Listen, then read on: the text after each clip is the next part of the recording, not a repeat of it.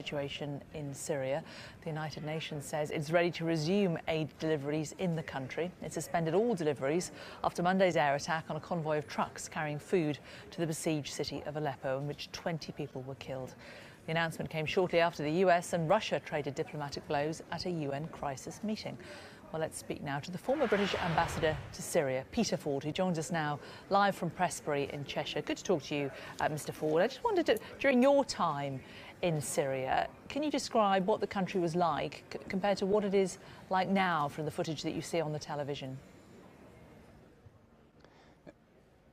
Well, the first thing to say is that what you see on television is misleading about the broader picture in Syria. Believe it or not, there are big swathes of the country where life goes on more or less as normal. In the downtown of Damascus and even the downtown of western Aleppo, there are pavement cafes with people supping cups of Turkish coffee. But overall, of course, the picture is dreadful, hideous, the amount of suffering. But let us not be confused by the inevitable media coverage of all the things that are wrong in Syria. How do you feel the West has handled President Assad over the last few years? Do you think that he's been handled in the right way? No, very badly. I see that our dear new Foreign Secretary, Boris Johnson, before he became a minister, wrote newspaper articles calling for us to do business with Assad. Well, now he's changed his tune, and it seems that he has been successfully groomed by my former colleagues, smoothies in the Foreign Office, and he now toes the line saying that Assad must go. The British government's policy, although they disguise it with euphemisms, is regime change. They call it by this euphemism transition, but that is what it means. Our country is working actively for the overthrow of a secular regime in the Middle East that has never done Britain any harm, and on the contrary is fighting against the common foe of Islamic State. We are muddling through, just following on the coattails of the Americans. But Assad's actions against IS don't also hide the fact that he has also killed a huge number of his own civilians. Indeed, there have been civilian sides. I'm afraid the media generally don't cover the suffering in government-controlled areas, but it is at least as great as the suffering in places like eastern Aleppo. There is a western Aleppo where you could get harrowing pictures, but I'm awfully sorry about that. As you can see, we had some real technical difficulties talking to Peter Ford, the former British ambassador to Syria. Interesting conversation to have with him. We'll try and re-establish that line if we can, so our apologies about that. Well, a short while ago we were affected by the technology, but he's stayed with us. Thanks very much for that. Live from Prestbury in Cheshire.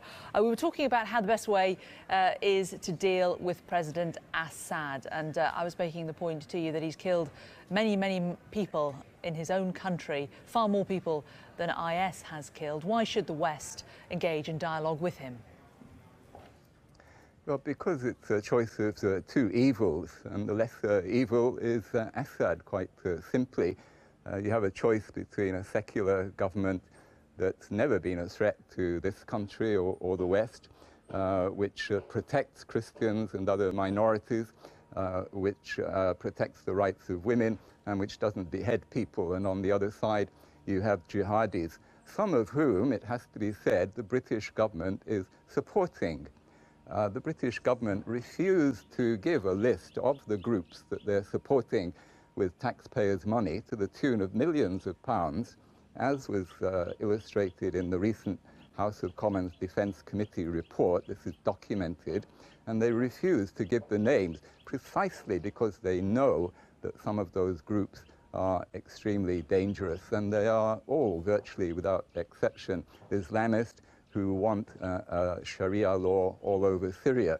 It's a choice of the lesser evil, but it's a no-brainer. Let's engage our brains here. We should not be on the same side as Al-Qaeda. Many of the groups that we're supporting work hand in glove with Al-Qaeda, and that is why the ceasefire has broken down, because these groups are refusing to disengage from their allies in Al-Qaeda.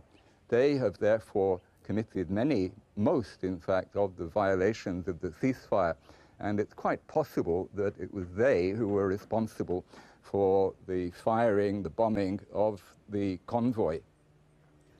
You say we shouldn't be on the side that's fighting Al-Qaeda, but should we be on the side of a man who's dropping chlorine bombs on children in Aleppo? I'm not saying we should be on the government side, but I'm saying we should not be on the side of the Islamist opposition.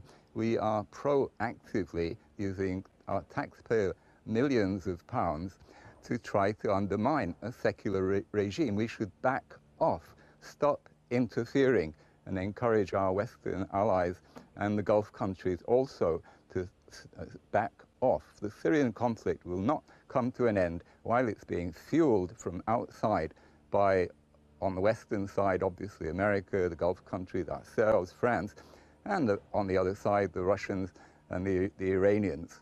The foreigners have got to butt out of Syria and leave it to the Syrians. But we continue to try to meddle, as we did in Iraq and Libya, and we saw what happened. The justification for meddling, though, is what we see is happening in Syria, and that we shouldn't just stand by and allow these kind of atrocities to happen. No, we need to step up our diplomatic efforts, but for that we need to speak to more than one side. We don't engage at all with the Syrian government. We make no attempt to treat them as human beings.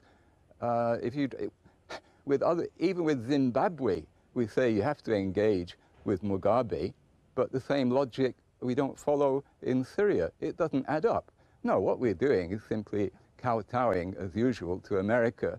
We've become the amen corner to America and would not dare to go against their diktat. So should we be backing Russia and helping President Assad? Not actively helping, but as I said, to stop undermining the secular government of Syria, which has never done anything against this country and which has the only boots on the ground who are trying to fight ISIS. Don't forget that just 4 days ago, the Americans and ourselves contrived in a massive cock-up to bomb the Syrian army just while it was fighting ISIS in the city of Deir ez-Zor. Okay, we say it was a mistake, but this just symbolizes the muddle that we've got ourselves into. What about boots on the ground in terms of the neighbouring countries? We have provided air support already to attacks in the north of the country. Do you think we should be providing boots on the ground in Iraq? My instinct is that you're going to say no. Iraq is a different case altogether. In Iraq, we're working with an elected government, which has broad international backing and where the enemy is clear. The situation is much simpler and clear-cut. Syria is a big mess, as anybody can see. We're dabbling in it. We're making it worse. We have no clear way forward, but by propping up the Islamist opposition, we're not defending the interests of this country. On the contrary. Peter Ford, former British ambassador to Syria. Interesting to talk to you. Thanks very much. Thank you. Let's take a look at the weather now.